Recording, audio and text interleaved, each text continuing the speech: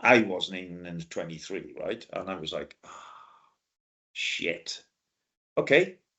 All's not lost, I'm here. And he was playing to the media then. Oh, yeah, well, I told you he'd be a baggage man. He'd be carrying, he'd be a dirt tracker, as we call it. And the Driftwood, the Travis song where Driftwood following the Lions, all this sort of stuff. And, the little bit of quirkiness that goes behind the scenes.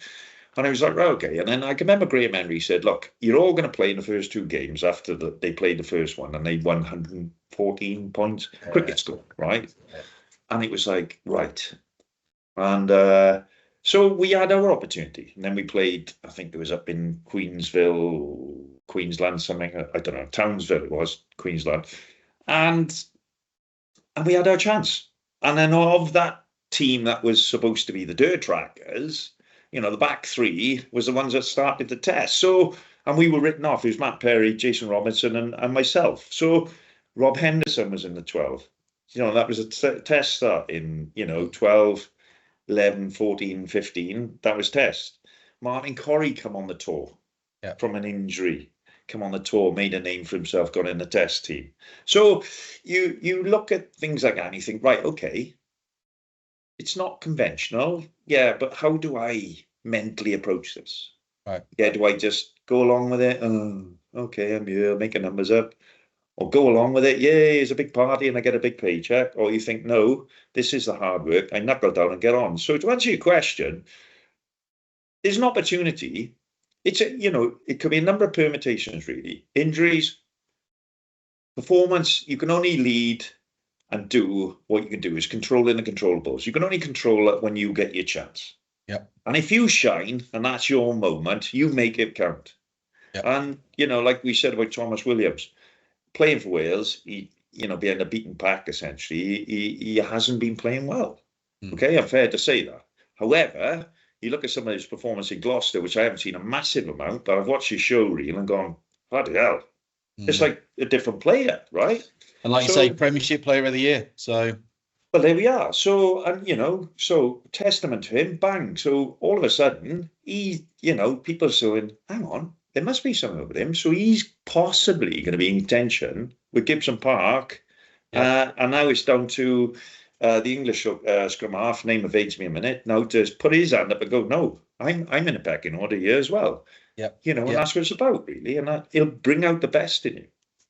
We can't talk about surprise inclusions without talking about Henry Pollock, who obviously has burst onto the scene. Got a bit of a slap. Got a bit of a slap in the Champions Cup final. Was clearly going to be targeted after his little shenanigans in the semi.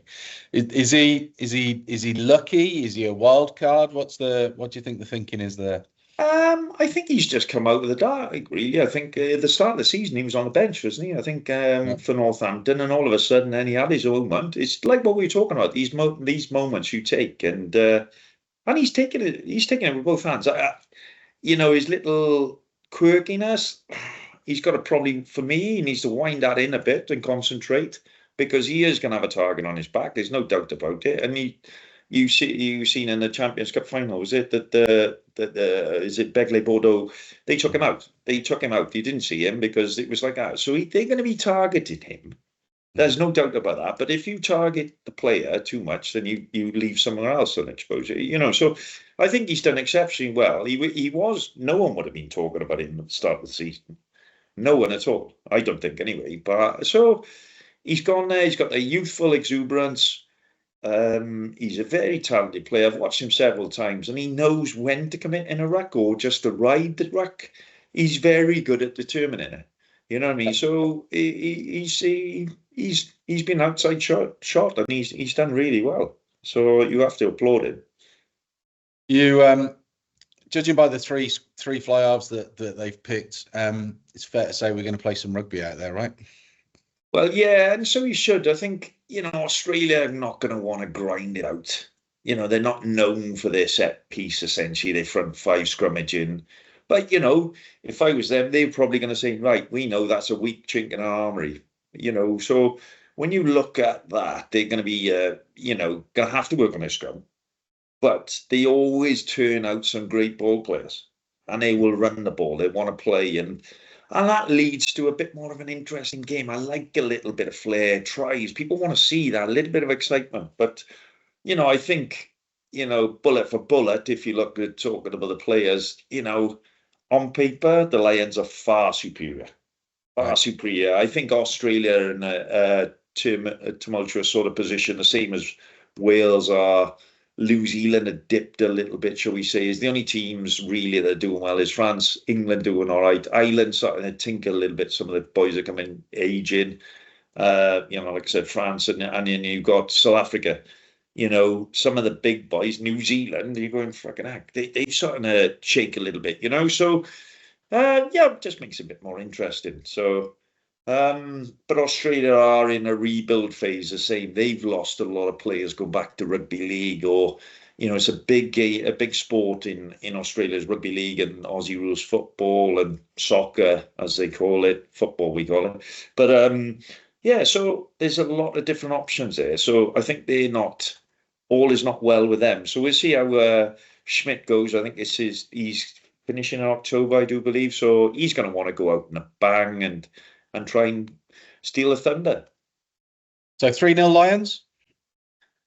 At this moment in time, I said, yeah, I would. I think I told a couple of people, I said, look at the strength of the squad here, the number of, in-form sort of players. It's a very well-oiled machine, a great, the cogs that they've got in there. It'd be hard for me to say Australia will beat the Lions. Okay. What are the potential speed bumps? Is it the weather? Is it the stadiums are huge. It's going to be a passionate set of spectators wanting the Lions' blood.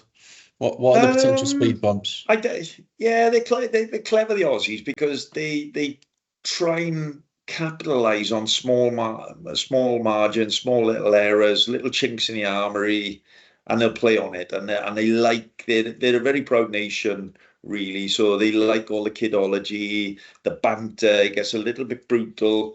And I think, if I'm truthful, I think, with all the fans, the supporters going out there, the Aussies are known. They're going to be the underdogs. There's no doubt about it, right? So they're going to be the underdogs, and they're going to quite thrive on that and go, hang on, we want to steal upon me sort of parade, if you like, right? So what they're going to do is they're going to play on it. They're going to be, okay.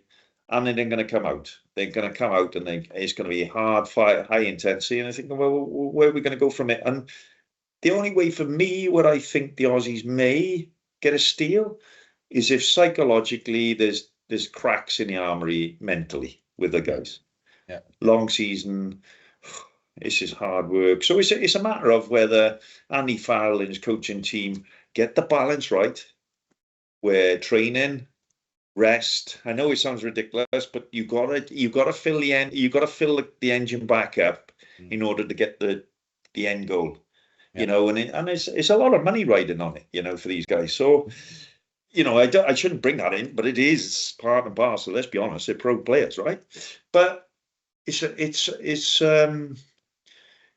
the only way I can see the Lions losing.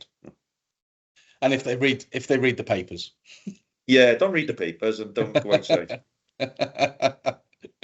Brilliant. We're going to continue these little episodes right throughout the tour. So the next one, I guess, will be certainly specifically around the rugby, will be around the Dublin game and that warm-up game against Argentina. I was at the Japan game during lockdown, and I think everybody saw it. Everybody saw it as a training game apart from the Japanese. So it'd be interesting to see how that one goes. And then, of course, we'll do reviews and previews of the test matches. The next episode, we're going to talk about offloading. But for now, David, good to see you. Take care.